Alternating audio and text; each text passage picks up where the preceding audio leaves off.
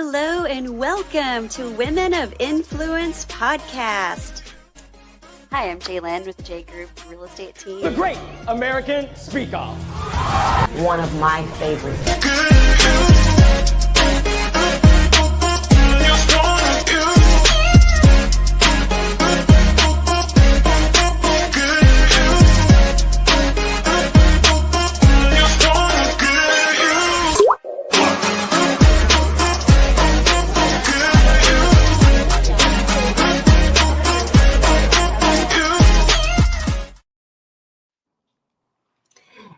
Hey, good afternoon, good morning, everyone, wherever you're tuning in and whatever time it is. Welcome to Women of Influence. Today, I am honored to have guest with me, Suzette Smith, also known as the Garden Goddess. Welcome, Suzette.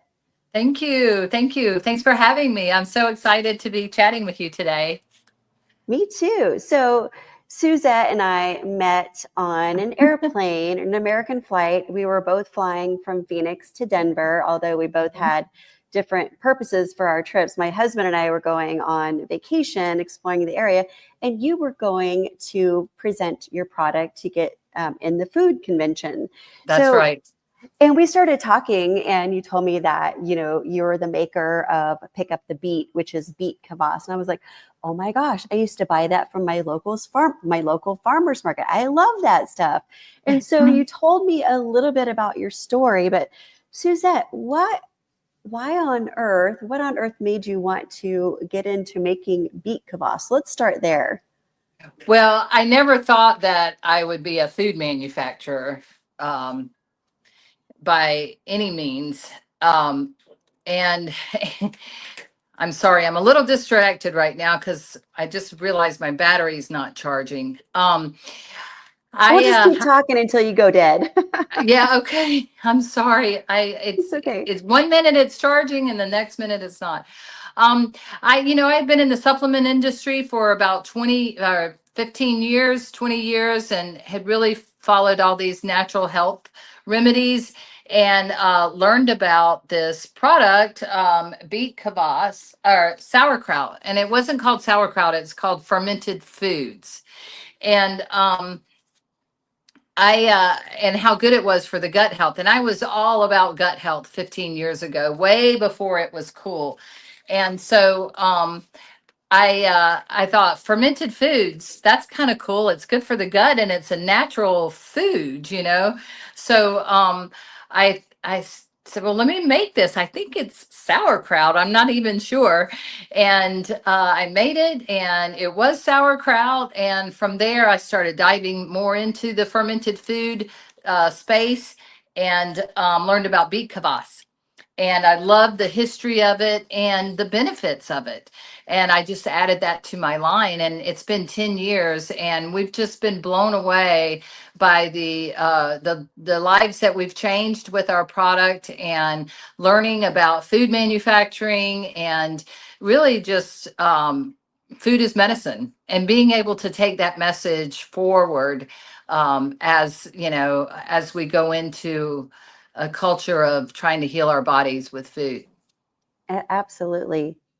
Now, you started your business, to my understanding, from a position of necessity. So you kind of blended the need to like work and make money with something that's truly needed by people. Can you tell us a little bit about that evolution? Yes. I'm sorry, I'm trying to plug me up. This is so unprofessional. I'm so sorry. Oh, you're fine. No worries. Don't worry about it. This is fun.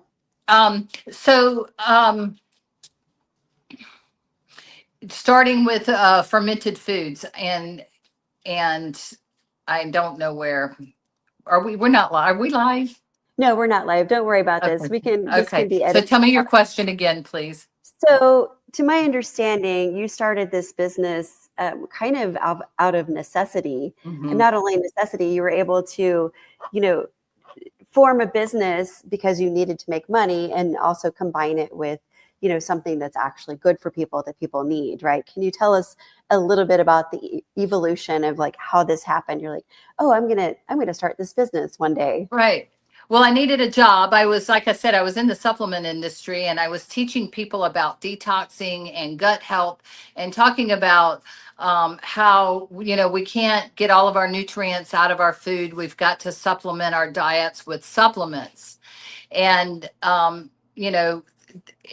and then I ran across this article about fermented foods and how good it was for the gut. So that took me back into a food. And I'm a Southern girl. I've always been a bit of a foodie.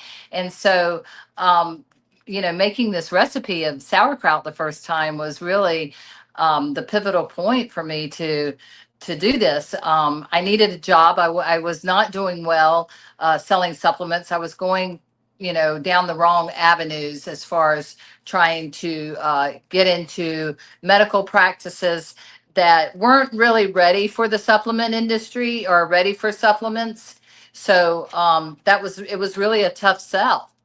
And being able to, have a food that can make such a difference in people's lives. I needed a job. I reconnected with a friend, not even a friend, an acquaintance that I had met a couple of years prior. And she's the one that suggested that we start a business together. And I was really struggling with what I was going to do for the rest of my life. So it was really divine intervention, I think. And she had the money and I had the time. And Oh, I love so it. we started this, and very quickly she realized that this was just not something for her. It's not something that she wanted to continue. She didn't think we were going to make any money at it. So Mm. I just paid off her side of the debt and kept running with passion and vigor of not, yes, not giving up and knowing that we can change lives with this. You go, girl. I love that so much. So going into this with conviction, and I don't know about you, but if I hear somebody say, this isn't going to work, and I'm like, oh, just watch me. And so the fact that you were able to like pay her off, so to speak, pay her back her portion, that is amazing. And I will speak from personal experience. Like I've been using your products, the beet kvass and the sauerkraut, and it's just made a complete shift in my gut health, like 180 degrees. Like I remember I was fortunate and blessed enough to be able to do a tour of your facility recently. And it was so fascinating watching how you actually make the sauerkraut and the beet kvass and everything. It was like such a cool thing. But where was I going with this? Anyway, yeah, I can truly just speak to the benefits of, I remember telling him like, gosh, I'm having issues with this and that. Things aren't moving like they should. And you're like, here, try this. And I'm like, it really has made a huge difference. I would encourage people to try it. And speaking of trying the product, I know that you've gone from just selling from farmers markets and things, and now you have like quite a large distribution. So where can people get your products currently? Well, if you're in Arizona, I'm in retail stores like AJ's and farmers markets. 3 farmers markets. You can find those on my website. But I'm also in Southern California and stores like Jimbo's and Mother's and Fraser Farms and a couple of other small stores. I'm in Salt Lake City at Redmond Farms. And I love going up there. Las Vegas, we're in the 3 health food stores in Las Vegas, Nevada. And as I was telling you before we went live, that I'm registering now with a distributor to go on to a more national distribution with the beet kvass. The sauerkraut, we keep kind of local. There's a lot of great sauerkrauts out there, and mine tend to be very expensive because of the amount of ingredients that we put Mm-hmm. in our top flavors. So, and they're messy. I mean, we've been jarring today, and I've got sauerkraut from head to toe, but I love shipping. it. Yeah, shipping sauerkraut's a messy business. So the beet kvass is something that I want everybody to experience and be, my goal is to be the first nationally recognized beet kvass in the United States, and we're doing that now through Amazon. We've been on Amazon for about 7 or 8 years now with the beet kvass, and then on my website's the best place to go if you're not in Arizona or close to one of our retail locations. We ship out every day, Monday through Friday. Okay. And what is your website? I follow you on Instagram. I think it's GG Ferments, but what is your That's actual GG website? Ferments, but pickupthebeet.com is an easy one to remember. Just pickupthebeet.com or ggferments.com. We've Pick got up the beat. Pick up yeah. the beat. Yeah. It's very catchy. I should have said we got the beat. Yeah, I think that's already taken there. Do you have, I'm just out of curiosity, this is random, but do you have like a jingle for that name of your beet kvass? Because it's so catchy. Pick up I the don't beat. have a jingle, but if you want to make me one, I'm totally open for that. All right, listen, you hear that? We need a jingle for Pick Up the Beat. Yeah. I mean, the Go-Go Girls have really, they nailed it. You know, we've got the beat, Yep. but that's probably out of my budget. Probably mine too, a little bit. But I love the beet kvass so much. I put some of it in my water in the morning along with my lemon juice. I put it on my salad with the salt and pepper. It makes it a lovely salad yeah. dressing with like a little bit of olive oil. And it's so multifunctional. And the color is just like so rich, and you're drinking it and it just makes you feel better just looking at the color, because Yeah. it's so rich in like nutrients, right? It is. You know, when you ferment any vegetable, it creates probiotics that you can't really duplicate any other way but by fermenting that particular vegetable. So, you know, beets are very hot right now with their nitric oxide, and anything the beet does, the fermented beet does better. So, and that again, Interesting. that's true with any vegetable, because by fermenting it, you've got you're breaking down any sugar or oxalates that might be in the vegetable. And some people have a sensitivity or are sensitive to those things. So by fermenting that, that removes most, if not all, of those particular allergens. The sugar, you know, we're all trying to stay off sugar right now. So that's consumed by the fermentation process. And then when you cut off the air and go into that fermentation stage, it starts creating unique probiotics that can only be found in fermented foods. Now, is the fermentation process the same as it would be for, let's say, vodka or wine or beer? Yeah, so there's two different, sides of fermentation: aerobic and anaerobic. And like kombucha would be an aerobic where it needs air. I'm not sure. I haven't made alcohol. Um, so I'll use kombucha as an example. You ferment that with a mother or a SCOBY or a starter culture, whatever you want to call it, but it looks like a silicone pancake. But that's just a symbiotic culture of bacteria and yeast is what SCOBY stands for. And with the vegetables, it's an anaerobic, so you cut off the air. And that's what gets that process started. So it depends on what you're making as to whether it would be an aerobic or an anaerobic ferment. That's interesting. I did not know that. Thank you for educating us. That's Mhm. so cool. And I'll say too that you asked about the pickling or the fermenting. All fermented foods are pickled, but not all pickled foods are fermented. You want me to say it again? Yes. All fermented foods are pickled, but not all pickled foods are fermented. So what that means is the fermentation process, fermenting like what we do, we cut off the air, we add the salt, and let nature do its course.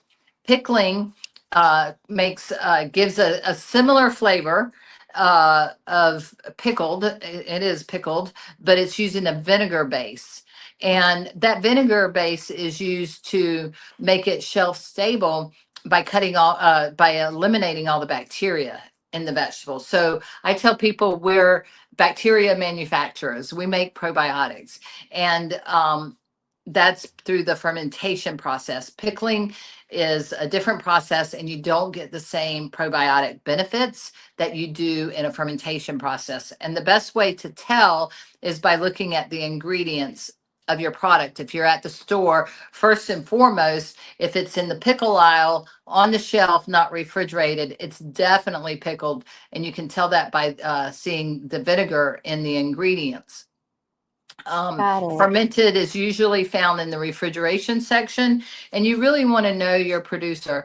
I know there's a big brand out there, very big brand out there that claims that they are raw and they're lightly pasteurized, and now they call it a special process just to get away from that pasteurization label, which I don't think is fair. But that's neither here nor there. You just know your producer and know how they process their product if you're looking for a true fermented product. Got it. I love it. I love your phrase, by the way, eating food on purpose in a world of complicated diets and trends. Like, how do you help people come back to the basics and make food simple again? You know, it's funny you ask that, because in the climate that we're currently in with the food benefits and so forth, and people are really struggling. I was telling someone last night, um, it's we have to get back to real food. And when before I started my business, I was a single mom and on a very limited budget, very limited budget. And I was feeding a teenage boy, and they're always hungry. So you have to be very intentional about what you feed them. And our budget sometimes was $50 a week, but you know what? In that $50 a week, we ate grass-fed meats, and we had real vegetables. And I could really feed us well by just buying raw food and cooking, nothing in a box. You will not go to my house. You can go to my house all day long and you'll not find anything that's in a box to eat. And I went to the grocery store the other day, and I got enough vegetables to make 4 meals for me. And it was like $20, actually more than 4 meals, because I'm making a big beef stew, and I'll probably get a good week out of that. But the best way to feed our bodies and to survive this climate is be more food conscious, I think, and start with real food. The outer aisles at the grocery store, go to the vegetable section and get your vegetables, and cook them. I think that would be a really interesting way to live, to like be able to walk into your pantry or your refrigerator and see absolutely no boxed foods whatsoever. I'm like, I don't know how I would get around, not buying certain things, but my husband and I do the same as you. Like, we'll go and we'll shop around the aisle and buy, the majority of our items are, fresh produce and maybe a pack or two of bison, and we'll make like a pot of chili that'll last us a few days. And so for us, we have found that's just such a really great way to eat. And it's like super economical too.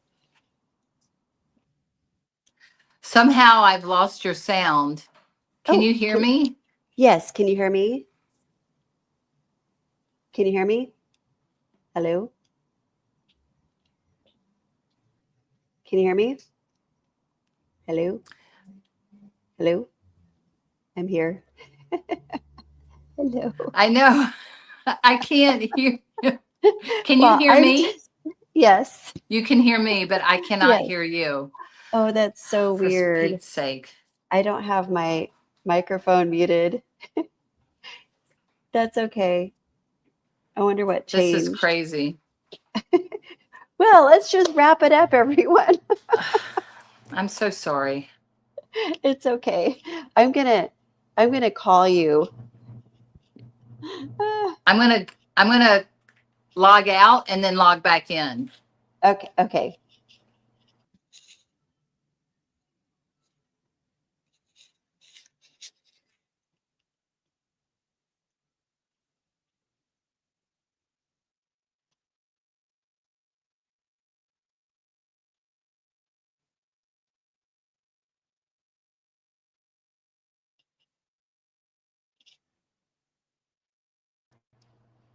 Can you hear me? I can hear you. Can you hear me? Yes. Okay.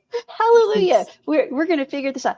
See, this is what life's all about. Like sometimes things throw you a curveball and you just like pivot or like, power off, power back on. And you like as women, we figure this shit out, don't we? You've got to. You've got to. You've got to have 4 arms and 3 legs, and just quick thinking has to happen a lot.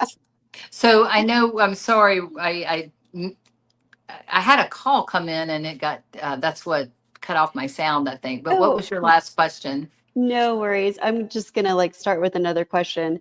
You've said what truly makes your heart smile is seeing how your products have changed people's lives, which they have. What is one story or moment that reminded you, this is why I do what I do?